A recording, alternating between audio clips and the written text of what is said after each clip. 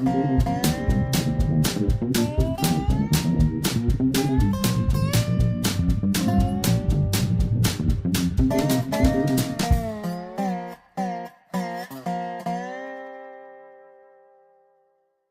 is Dave Monk, Prairie Monk, WEFT, Champaign 90.1 on your FM dial. And Dave on the board.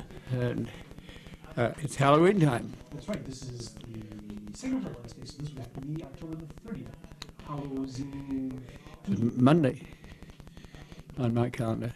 So there have been parties around. Cindy Australia and family had a pumpkin carving event that was very successful with about 50 pumpkins, and they're supposed to be with a little bit of pizzazz. Halloween is sort of a challenging time. It has the record of being one of the most effective public relations events. By the 30s it was getting to be rather rough and tough, and the federal government decided to do something more with candies, and it took off, and so Halloween became a less rambunctious event.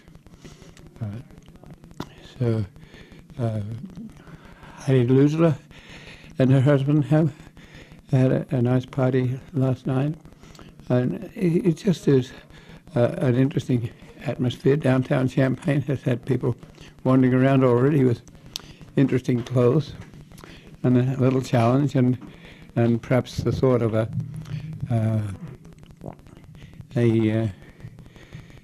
treat or trick or treat. The trick is to frighten people. The Railroad Museum in Monticello has a Halloween event.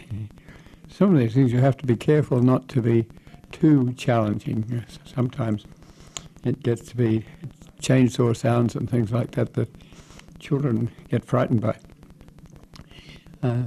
So we'll put a few photographs up of pumpkins being carved.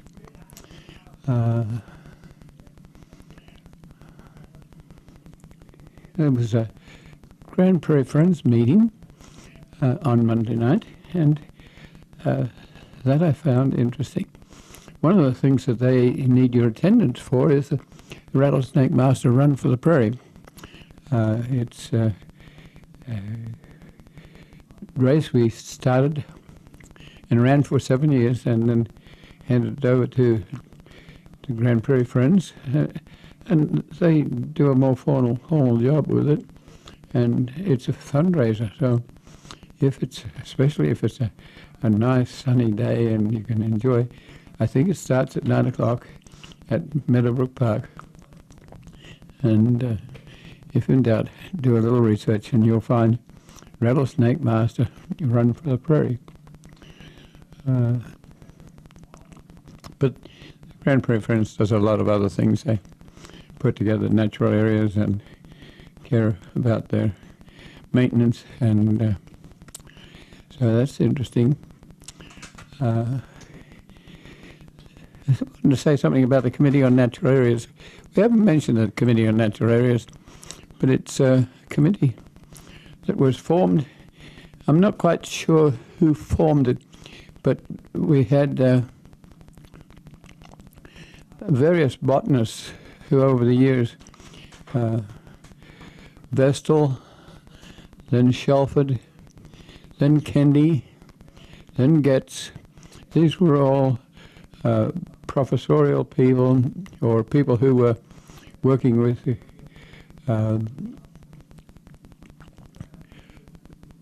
Natural History Survey, and the outcome has been a committee operating out of the Graduate College.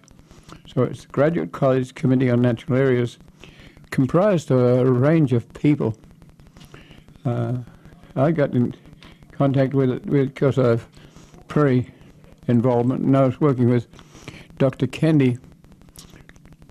And at that time, Dr. Kennedy had one appointment, physical plant appointment, or appointee, and he got carpal tunnel syndrome, and so I was doing a lot of the pickup work with natural areas. So I got involved, and we had talked a lot about including recreation and education in the Committee on Natural Areas. There's probably about 6 or 8 committee people mostly from the life sciences, but often open space and natural areas involve teaching, especially young folk, and also recreation, people riding bicycles and walking around and enjoying trees, and it's so we eventually got a slot for someone from recreation or education on that committee. So that was progress, and then it was decided that this committee should have someone in charge who was an able-bodied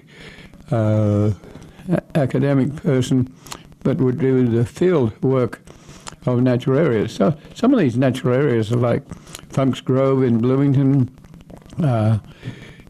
Thompson Prairie, way up north. They're spread around the state, and they're often been open space donated to the university for natural history research. The university tries to keep those places fairly large. Smaller donations they tend to hand over to the Nature Conservancy or community colleges. One I can remember is in the Penfield area, and that was donated to the Parkland College. It was just 14 acres, but they would prefer to have preserved themselves fairly large acreages. But they are dotted around the state, and every once in a while a fence will break down and cattle will be in the wrong place or things like that. So they have to be maintained. So that position was established. So not only did you get someone from education and recreation on the committee, the graduate college committee, but you also had a professional employee who was supervising the maintenance of these areas and also doing research and setting up research for people who needed to research in those areas. That means you sometimes have to have technological equipment. For instance, if you're recording the temperatures of the soil, you need that sort of equipment. It needs to be maintained with electricity in a location that might be remote, like sand dunes in western Illinois or in brownfield or treeless woods. It's more local.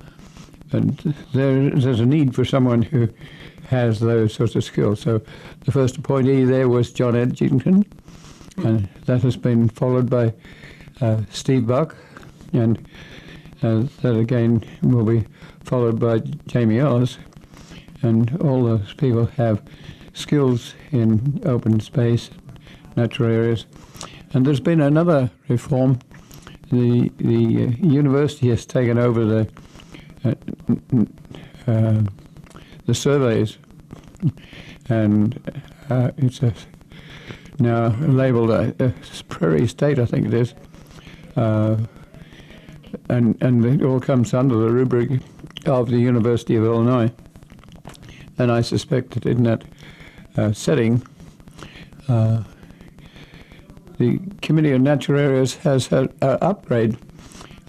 Steve Buck, for instance, has a secretary, and that's another upgrade. I think you should know about the Committee on Natural Areas and be able to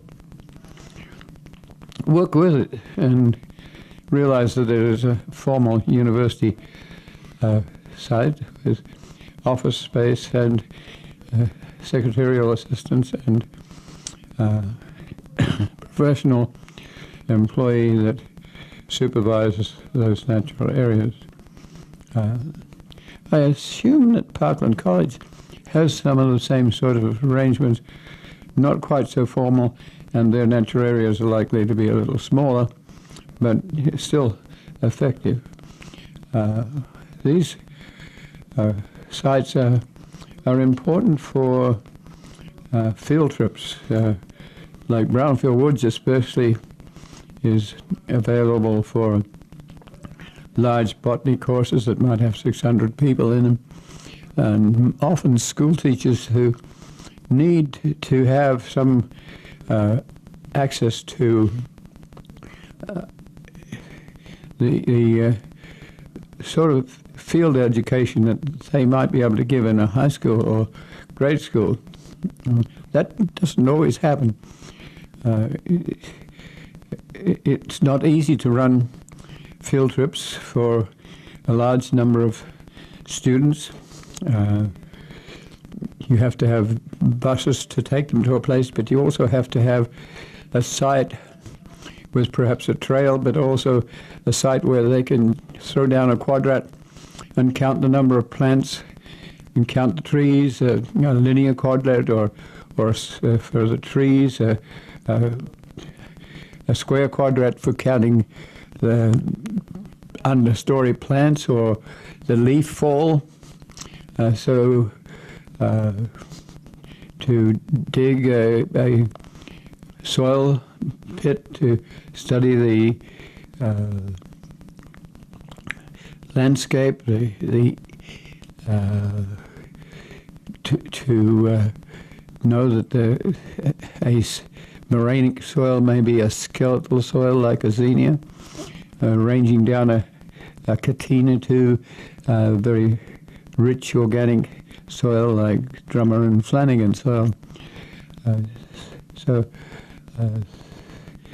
There's also an interest in edge timbers, and where the trees get more light on the edge, and so instead of being straight trunked and going up to the light in competition with each other, they bow out like a woolpack cloud, and it's in that edge timber that often different plants grow, and they are a place where birds and small mammals and other creatures come in and nest and be protected and move out into the prairies. There's that sort of research too, and there are some prairie plants that like a little bit of shade, and you'll find that they will be perhaps 25 feet from an edge timber.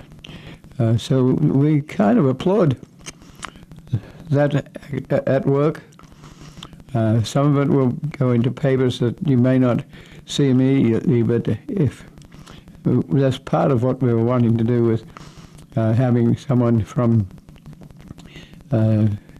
education and recreation on that committee to take that sort of information and move it to people who will be students interested in botany for perhaps one or two courses, one course in zoology, perhaps one in botany, and they will go out as potential school teachers and know just a little bit more about how to organize and run a field trip. They're expensive to run. You have to have them organized. If you have a number of students, then you have to have, for instance, with the University of Illinois, you have to have a number of grad students that would work with planning. You have to have a site that doesn't decimate your natural area, so that people can get that experience. But it's important because that's where those potential school teachers get the idea of how to run a field trip and how to make it interesting and how to work it. And also there's a difficulty with testing that sort of thing as an academic achievement. How do you test the work in the field? And so we would work with the Office of Instructional Resources to create videotapes that would then be used for multiple choice questioning about natural areas. Testing is difficult in that situation. Often it's the experience that you're after. So how do you test experiential things? And how do you do that in an age of a technology where most questions are multiple choice? So how do you have an on-off relationship with your test? You perhaps need to add a commentary base, which then takes time for grad students and others to assess. And so that gets to be a little expensive.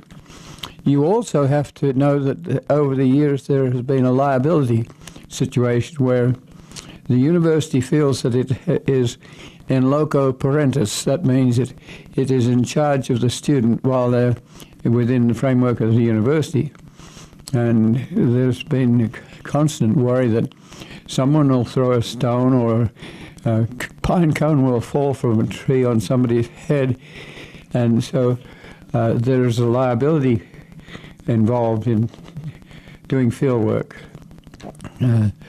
Sometimes if you're training people to burn a prairie, for instance, you have someone who might light a fire behind someone who's also lighting a fire a little further along. So you have to be careful and realize that there is a liability to that.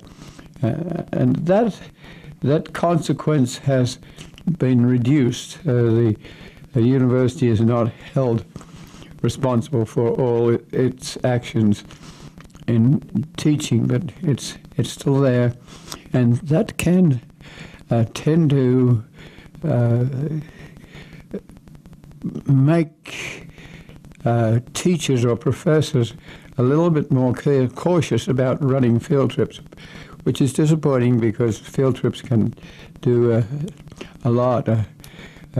We realized the lack of that, and we worked with Parkland College for a number of years to have a reading the landscape course, but then it was associated with field trips that went out and experienced. And there were quite a few people who would come back a second and sometimes a third time to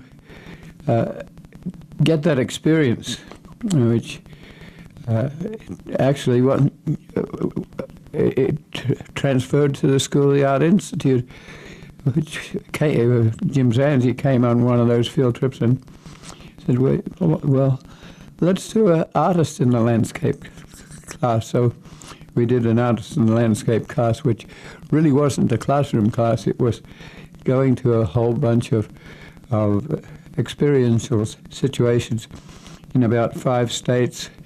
And that, again, was very rewarding. So we would like you to keep your eye on the Committee on Natural Areas, and I think it has tremendous potential and can help to take the interaction between the university and the public into what is normally referred to as extension. The university has been a cow college, which basically meant that it was an extension college with huge extension facilities in open space, in farming, and engineering, and education. And so with that spirit involved, we encourage the university to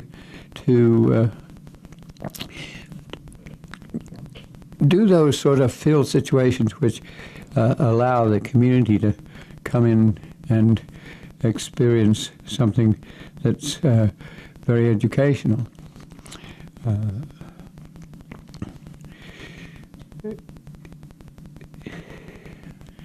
which reminds me that there are educational programs set up within the university that a lot of people enjoy. They're very formal programs. Sometimes they will do archaeology or other topics, and I forget the name. It's a formal organization, and you can belong to it.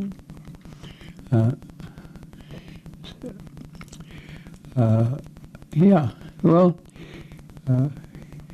in line with that, I want to say that this week awards were given to people like Deke Weaver, who have been doing dance and art things in Allerton Park with elephants, with wolves, with bears, and he, along with other people, were given awards, ACE awards, on Thursday night, and that again is one of those situations where people from a formal academic background can interact with the community. One of the interesting people there was Aurora Veracora, and she is a teacher of dance and has been a teacher of dance for a long, long time, and fairly formal ballroom dance, and many people remember her dance classes. In fact, someone came in from Pittsburgh to be here to celebrate with Aurora. She's basically from the Philippines, but has been here for most of her life. And that person was Steve, and I forget Steve's other name, but Steve is now a preacher and a father in a church, and he comes from Chicago, so he comes visit sometimes, but he was here especially for Aurora's dance classes, which he participated in his day. I'm looking at my notes here. I think the next thing we would like to do is, as a result of Don Barnhart's involvement in prairie restoration, and the whole Barnhart family, including Harry and his wife, at just the end of Vine Street, I'm not quite sure it's Race Street, I think it's more Vine Street, and there's a farm there that is basically now prairie. And Donald has gone on, like the rest of the family. They've gone on to academic things. They've grown up as farm families in this particular community and around the Yankee Ridge Moraine and Tolono. So there I was last night talking to someone from Peg from Tolono, who has a farm on Route 45. On the west side of Route 45, but we know that if you walk across from that farm over the road, 45, Route 45, over the railroad line, Illinois Central, now Canadian National, and onto the prairie that is between the road and the farm, there's very good prairie just near to Tolono High School, and so she's running this morning in an Allerton run, which is a very popular run, and she's also run sometimes in the Rattlesnake Master run for the prairie. So remember that too. It's on the 6th.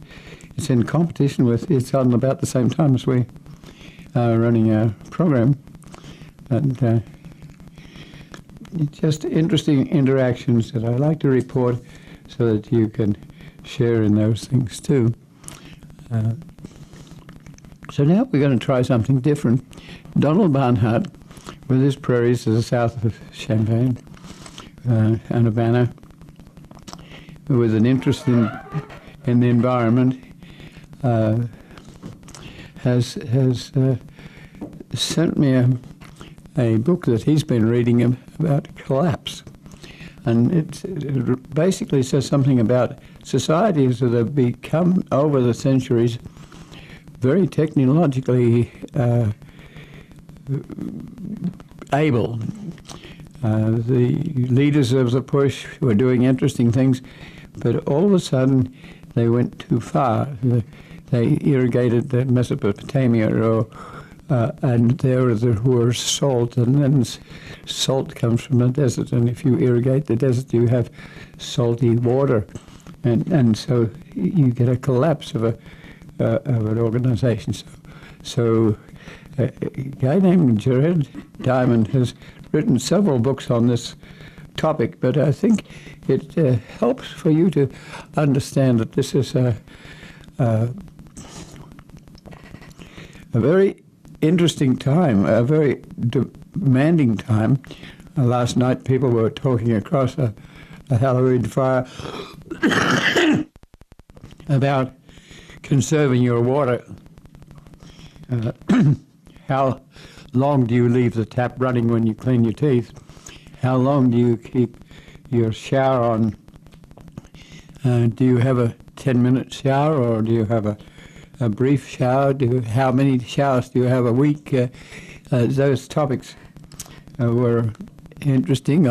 I grew up without running water. We had tanks that took water off the roof of the buildings, and it took off the dust as well as anything else. So you had a 1,000-gallon tank with perhaps 4 or 5 inches of mud in the bottom, but you took off that water for your living. You often boiled it just to be safe. Sometimes you had to have a filter on top of the tank to make sure that frogs and snakes and lizards and other creatures like rats and mice didn't look for water in that site and then get drowned in your drinking water. So I didn't say so, but I felt like saying, well, yes, when that tank dried up and you were near the mud, then you had to take your 1928 whippet with running boards on it, and you had kerosene tins, and you had a yoke where you could carry 2 kerosene tins on either side, and you went down to the local bridge and you hauled 4 gallons of water out of the, sometimes just pulled it up and put it on the running board, and you took the back seat out, so there you had your water from the local scene. And that's hard for people to imagine here. But in the 1930s, many of these communities did not have electricity. Even in the 1900s, towns like St. Joe and Homer did not have electricity until interurbans came and brought electricity in 1905. So we're growing, we do interesting things, but you have to remember that if you go too far, you can collapse. The Australians would urge out into poor soils with only 10 inches of rain at the wrong time of the year. And so then if you plow that land to give access to more soil chemicals, then the winds come, you have a dust storm, just as you did in Oklahoma, where people also reached into areas that are beyond good practice. So then you have dust storms, and you could look it up. And when I was a child, you could look up into the sky, and the sun would be blue because of the amount of dust in the air, and that would be so 2,000 miles away in New Zealand. So we'll try to get you an introduction to this book, so you can get it on books. We're doing it with a cell phone, and it's experimental, and we've not done this before, but it's quite allowable to use this sort of program for educational purposes.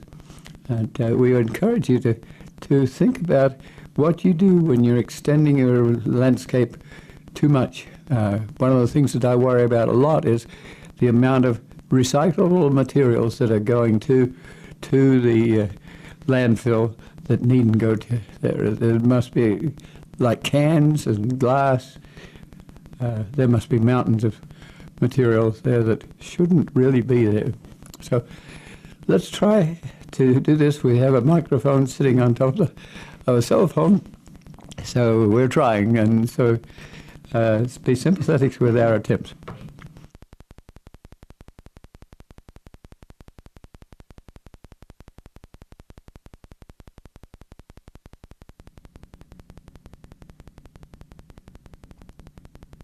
Like all subsequent visitors, including me, Roggeveen was puzzled to understand how the islanders had erected their statues. To quote his journal again, "The stone images at first caused us to be struck with astonishment, because we could not comprehend how it was possible that these people, who are devoid of heavy, thick timber for making any machines, as well as strong ropes, nevertheless had been able to erect such images, which were fully 30 feet high and thick in proportion. No matter what had been the exact method by which the islanders raised the statues, they needed heavy timber and strong ropes made from big trees, as Roggeveen realized. Yet the Easter Island that he viewed was a wasteland with not a single tree or bush over 10 feet tall. We originally, from a further distance, have considered the said Easter Island as sandy. The reason for that is this, that we counted as sand the withered grass, hay, or other scorched and burnt vegetation, because its wasted appearance could give no other impression than of a singular poverty and barrenness. What had happened to all the former trees that must have stood there? Organizing the carving, transport, and erection of the statues required a complex, populous society living in an environment rich enough to support it. The statue's sheer number and size suggest a population much larger than the estimated one of just a few thousand people encountered by European visitors in the 18th and early 19th centuries. What had happened to the former large population? Carving, transporting, and erecting statues would have called for many specialized workers. How were they all fed, when the Easter Island seen by Roggeveen had no native land animals larger than insects, and no domestic animals except chickens? A complex society is also implied by the scattered distribution of Easter's resources. With its stone quarry near the eastern end, the best stone for making tools in the southwest, the best beach for going out fishing in the northwest, and the best farmland in the south. Extracting and redistributing all of those products would have required a system capable of integrating the island's economy. How could it ever have arisen in that poor, barren landscape? And what happened to it? All those mysteries have spawned volumes of speculation for almost 3 centuries. Many Europeans were incredulous that Polynesians, mere savages, could have created the statues or the beautifully constructed stone platforms. The Norwegian explorer Thor Heyerdahl, unwilling to attribute such abilities to Polynesians spreading out of Asia across the western Pacific, argued that Easter Island had instead been settled across the eastern Pacific by advanced societies of South American Indians, who in turn must have received civilization across the Atlantic from more advanced societies of the Old World. Heyerdahl's famous Kon-Tiki expedition and his other raft voyages aimed to prove the feasibility of such prehistoric transoceanic contacts, and to support connections between ancient Egypt's pyramids, the giant stone architecture of South America's Inca Empire, and Easter's giant stone statues. My own interest in Easter was kindled over 40 years ago by reading Heyerdahl's Kon-Tiki account and his romantic interpretation of Easter's history. I thought then that nothing could top that interpretation for excitement. Going further, the Swiss writer Erich von Däniken, a believer in visits to Earth by extraterrestrial astronauts, claimed that Easter's statues were the work of intelligent spacelings who owned ultra-modern tools, became stranded on Easter, and were finally rescued. The explanation of these mysteries that has now emerged attributes statue carving to the stone picks and other tools demonstrably littering Ranu Raraku, rather than to hypothetical space implements, and to Easter's known Polynesian inhabitants, rather than to Incas or Egyptians. This history is as romantic and exciting as postulated visits by Kon-Tiki rafts or extraterrestrials, and much more relevant to events now going on in the modern world. It is also a history well suited to leading off this series of chapters on past societies, because it proves to be the closest approximation that we have to an ecological disaster unfolding in complete isolation. Easter is a triangular island consisting entirely of 3 volcanoes that arose from the sea, in close proximity to each other, at different times within the last million or several million years, and that have been dormant throughout the island's history of human occupation. The oldest volcano, Poike, erupted about 600,000 years ago, perhaps as much as 3 million years ago, and now forms the triangle's southeast corner, while the subsequent eruption of Rano Kau formed the southwest corner. Around 200,000 years ago, the eruption of Terevaka, the youngest volcano centered near the triangle's north corner, released lavas now covering 95% of the island's surface. Easter's area of 66 square miles and its elevation of 1,670 feet are both modest by Polynesian standards. The island's topography is mostly gentle, without the deep valleys familiar to visitors to the Hawaiian Islands. Except at the steep-sided craters and cinder cones, I found it possible almost anywhere on Easter to walk safely in a straight line to anywhere else nearby, whereas in Hawaii or the Marquesas, such a walking path would have quickly taken me over a cliff. The subtropical location at latitude 27 degrees south, approximately as far south of the equator as Miami and Taipei lie north of the equator, gives Easter a mild climate, while its recent volcanic origins give it fertile soils. By themselves, this combination of blessings should have endowed the island with the makings of a miniature paradise, free from the problems besetting much of the rest of the world. Nevertheless, Easter's geography did pose several challenges to its human colonists. While the subtropical climate is warm by the standards of European and North American winters, it is cool by the standards of mostly tropical Polynesia. All other Polynesian settled islands except New Zealand, the Chathams, Norfolk, and Rapa lie closer to the equator than does Easter. Hence, some tropical crops that are important elsewhere in Polynesia, such as coconuts, introduced to Easter only in modern times, grow poorly on Easter, and the surrounding ocean is too cold for coral reefs that could rise to the surface and their associated fish and shellfish. As Barry Rowlett and I found while tramping around on Terevaka and Poike, Easter is a windy place, and that caused problems for ancient farmers and still does today. The wind makes recently introduced breadfruits drop before they are ripe. Easter's isolation meant, among other things, that it is deficient not just in coral reef fish, but in fish generally, of which it has only 127 species, compared to more than 1,000 fish species on Fiji.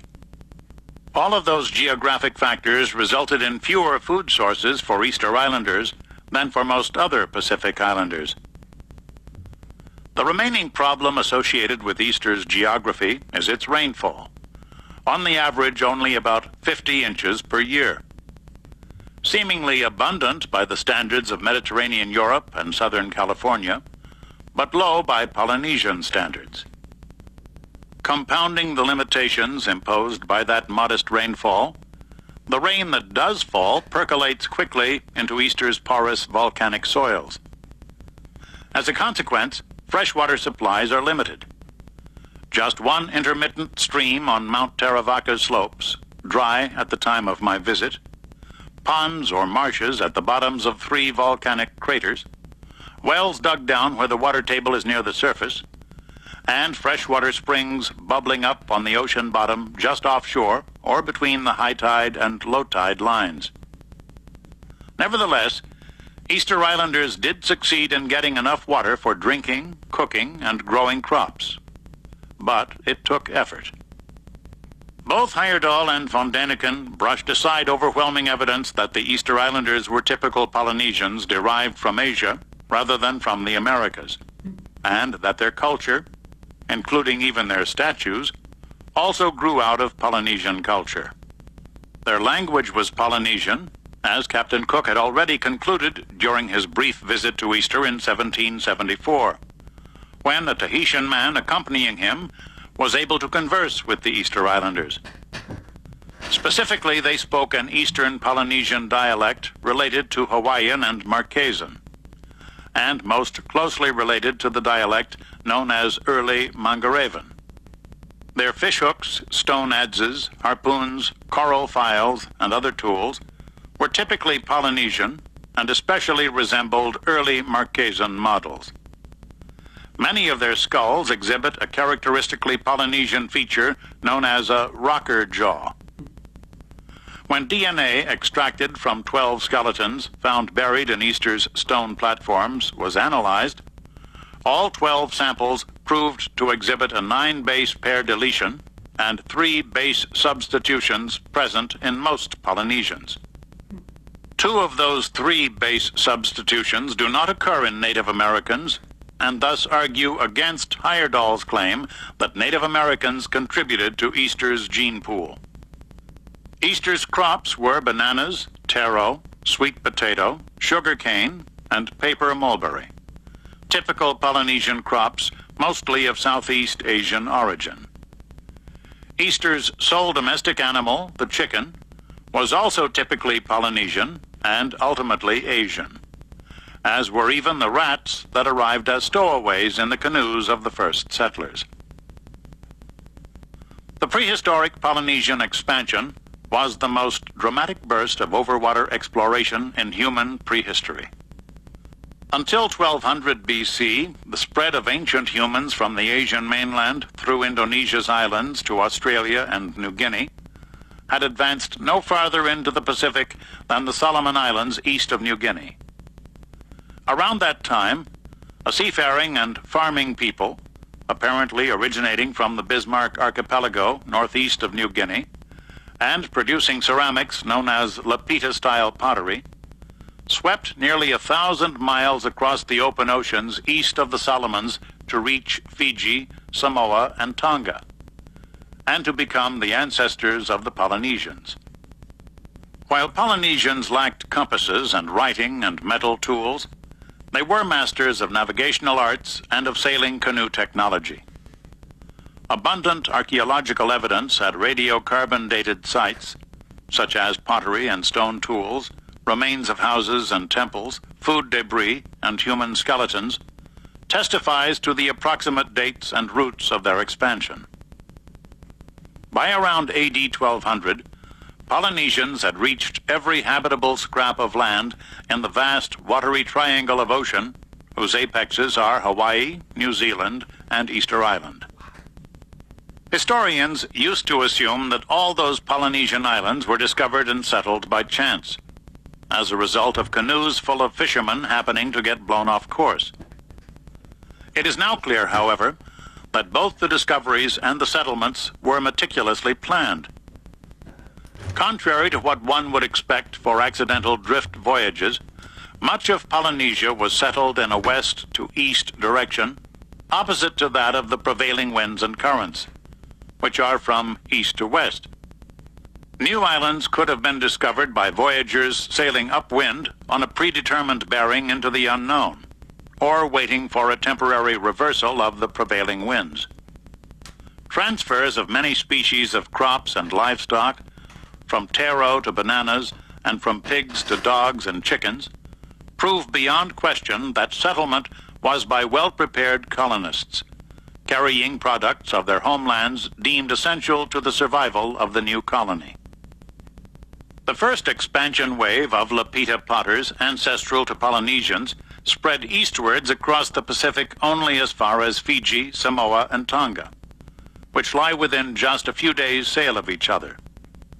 A much wider gap of ocean separates those West Polynesian islands from the islands of East Polynesia, the Cooks, Societies, Marquesas, Australs, Tuamotus, Hawaii, New Zealand, Pitcairn Group, and Easter. Only after a long pause of about 1,500 years was that gap finally breached. Whether because of improvements in Polynesian canoes and navigation, changes in ocean currents, emergence of stepping stone islets due to a drop in sea level, or just one lucky voyage. Sometime around AD 600 to 800, the exact dates are debated, the Cooks, Societies, and Marquesas, which are the East Polynesian islands most accessible from West Polynesia, were colonized and became in turn the sources of colonists for the remaining islands. With New Zealand's occupation around AD 1200, across a huge water gap of at least 2,000 miles, the settlement of the Pacific's habitable islands was at last complete. By what route was Easter itself, the Polynesian island farthest east, occupied? Winds and currents would probably have ruled out a direct voyage to Easter from the Marquesas, which supported a large population and do seem to have been the immediate source for Hawaii's settlement. Instead, the jumping-off points for the colonization of Easter are more likely to have been Mangareva, Pitcairn, and Henderson, which lie about halfway between the Marquesas and Easter, and the fates of whose populations will be the story of our next chapter, Chapter 3. The similarity between Easter's language. And with that, we come back to the regular program. Again, we've been listening to a program. Dave, you'll have to fill us in on the details of what you were listening to. We dealt with Which one under chapter. Mangaraven, the similarity No, between stop. the Pitcairn statue And and the some Easter statues. problem with technology is you The can't stop them from... resemblances of Easter We tool just style. turn them On off. the top right. There we go. It's done. Okay. Back we go. That was one chapter of the book. What I had intended was that you get the index. He has about 14 chapters, and Easter is only one of those. And so he's dealing with that in detail. But you get the message that this was an organization that rose to be very successful, but took out its rainforests and viable support material to excess. And we as a global people are facing the same sort of problem. We, in effect, have too many people, and they don't balance very well with their ecosystem. So we're losing species at a very rapid rate. In fact, our own prairie ecosystem, if you go looking for remnant prairies, they're down to, we've saved about 0.01% of the prairie that was here. That means you take out all the genetic material, you take out the biochemicals that you might need in 500 years' time, you take out the food that is generated by the small mammals that might be native, so that you have mainly artificial food production. So in agriculture, we've gone from horses to tractors to a mechanical planting and harvest. We've found fertilizer. We've found education to produce more innovative materials. And so we're very near to working with that situation, which is quite controversial to people who are making money rather than sense out of this situation. we had a person in the early 1900s Malthus, who said that we were going to grow out of having enough food. That was not exactly true, because the fertilizer and the mechanization and other things came in, and so if you look at a graph of food production, it goes up to meet the increased population. And the increased population may not just be the number of peoples, it is what they use. Go back to the discussion last night of the shower that takes 10 minutes long. It's the amount of use that we make of the materials and what we preserve and save for future generations. So going back to the start of this book, we might run it again to list 14 different communities that have risen and died because of lack of perspicuity about what might happen if we overtax the ecosystem. We're losing the big creatures, the mammals that are dependent on a habitat which is being lost.